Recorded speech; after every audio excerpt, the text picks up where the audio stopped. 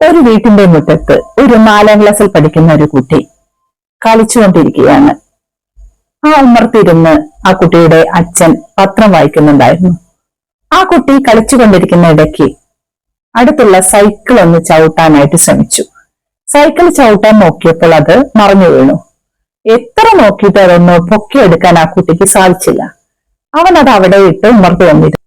അച്ഛൻ ചോദിച്ചു, ആ സൈക്കിൾ ഉയർത്താനായിട്ട് നീ നിന്റെ മുഴുവൻ ശക്തിയും ഉപയോഗിച്ചില്ലേ എന്ന്.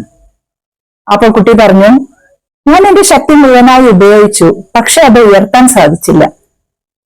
ആ നിരാശയോടെയാണ് ഞാൻ അവിടെ വന്നിരുന്നത് എന്ന്. അപ്പോൾ അച്ഛൻ പറഞ്ഞു, നിന്റെ അച്ഛനായ ഞാൻ ഇവിടെ ഇല്ലേ? നിനക്കൊന്ന് വിളിച്ചാൽ പോരെ, ഞാൻ വന്നത് സഹായിച്ചു തരില്ലേ? ഇതാണ് നമ്മുടെ ചുറ്റുമുള്ള മിക്കവരുടെയും കാര്യം. നമുക്ക് ചുറ്റും ധാരാളം ആളുകൾ നമ്മളെ സഹായിക്കാനായിട്ടുണ്ടാകും.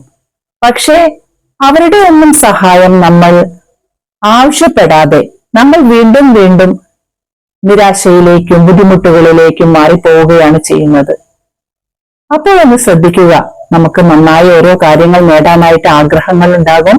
ചിലപ്പോൾ സാധിക്കാൻ പറ്റാത്ത അവസ്ഥയായിരിക്കും. ഇങ്ങനെയുള്ള അവസ്ഥയിൽ നമുക്ക് ചുറ്റുമുള്ള സഹായഹസ്തങ്ങളെ മറക്കാതിരിക്കുക.